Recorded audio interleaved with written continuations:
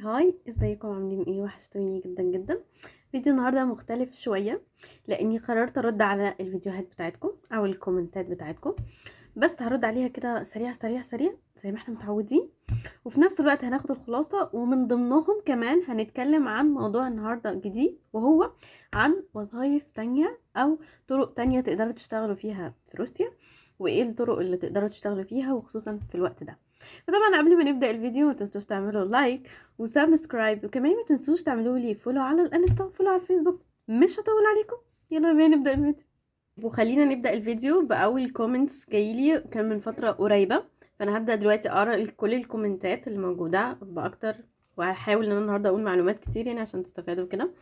اول كومنت جايلي بتقولي انت بتعرفي تعزفي، او بيقول معرفش، انت بتعرفي تعزفي على الجيتار؟ انتوا شفتوا اني في الخلفية كان في عندي جيتار، او مازال عندي جيتار. انا مش بعرف اعزف عليه قوي، بس بتعلم. فلو حد عنده اي فيديوهات او يعرف قناة على اليوتيوب اقدر ان انا اتعلم منها على الجيتار، هبقى ممنونة له يعني. بس انا دلوقتي هوريكم معزوفة كده بسيطة، يعني حاجات كده بسيطة، انا اصلا ما بعرفش اعزف على الجيتار، بس ده بتاعي بس. اهو. أوي. مبدئيا الصوت ضايع لان هو محتاج يتظبط.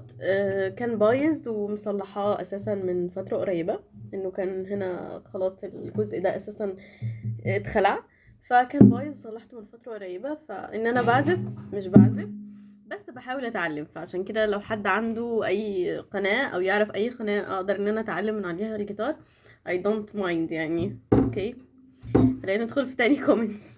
وتاني كومنتس معانا، وهو حد بيسألني يا دكتورة حضرتك جامعة اسمها ايه في روسيا؟ انا يا جماعة في جامعة تشبوكساري، تشواشي، الملقبة باسم تشجو.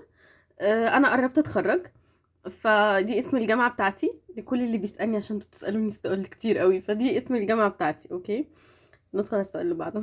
والسؤال اللي بعده لحد بيقول لي من فضلك اسم فندق قريب من جامعة الصيدلة في تشيبوكساري، وشكرا.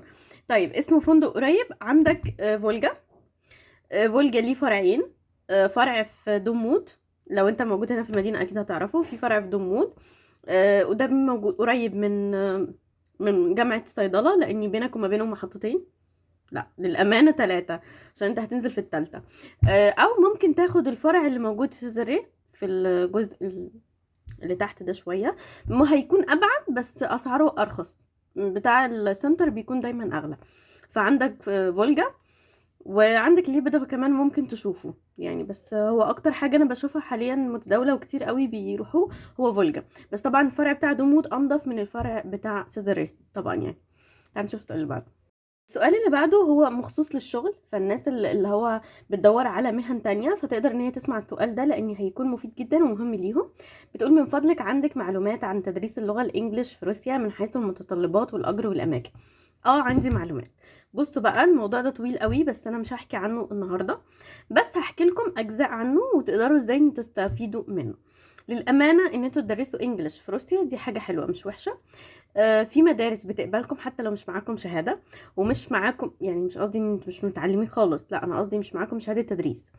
بتقبلكم مدارس ان هم عندهم عجز هنا اساسا في المدرسين وخصوصا الانجليش، زائد ان هم ميح انجليش، يعني ممكن نقول الطب عندهم في الانجليش تحت المعدوم.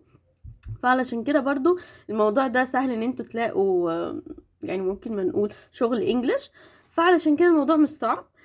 وفي نفس الوقت يعني الأجر حلو. لو انتوا بنحكي في موسكو فممكن مثلا نقول يبدأ معاك المرتب من 80,000، في الحدود دي.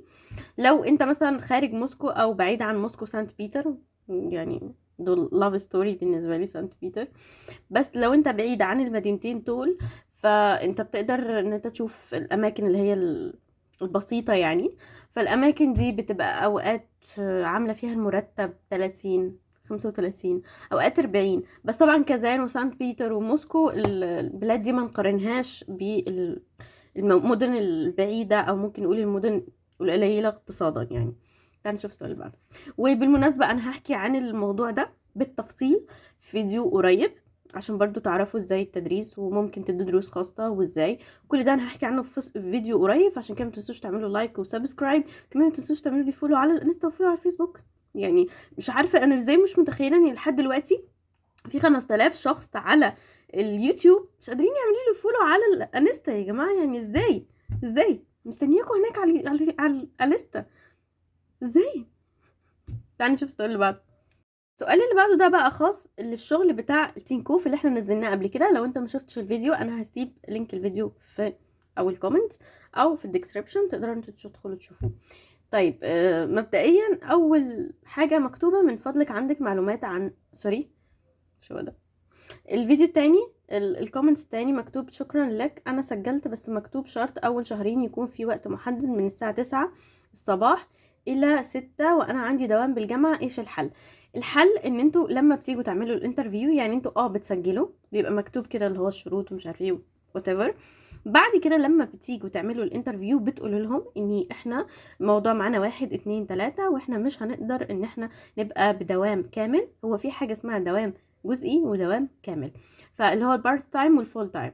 فالبارت تايم انت مش هتقدر ان انا يعني اكمل في البارت تايم، او مش هقدر ان انا هشتغل فول تايم فمحتاج ان انا اعمل بارت تايم. تمام. فهم بيقدروا الحتة دي وبيبدأوا ان هم يشغلوكم بالمواد ال يعني البتاع الليلي، يعني اللي هو بتشتغلوا في مود نايت. فعلشان كده الموضوع ده مش صعب، بتقدروا بس في الانترفيو توضحوا لهم وجهة نظركم وتوضحوا لهم ان انتوا مشغولين ومش هتقدروا تشتغلوا غير في اوقات معينة، واللي هي الاوقات اللي انت هتقولها عليها.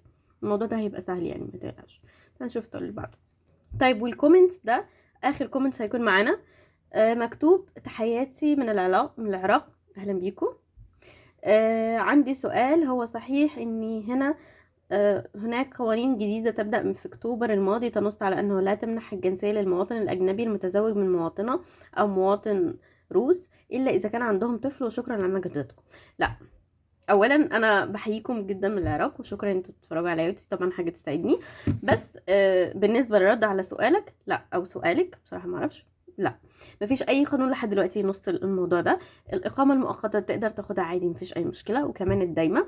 هي كل الحكايه في الجنسيه بيعصلجوا شويه، ممكن نقول بيعملوا قلق خلل عته طبيعي.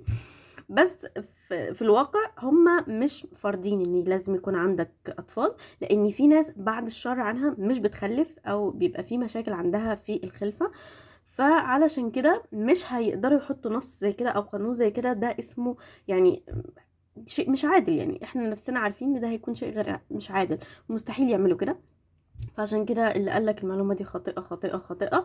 بالعكس هما مش معترضين عادي، وبالعكس حاليا بيدوا الجنسية للمواطن العربي او الاجنبي سواء ولد خصوصا بكل سهولة. يعني يمكن انا متعبيني شوية في الجنسية لحد دلوقتي عشان اخدها لاني انا بنت، عشان كده مأزمين معايا الحوار.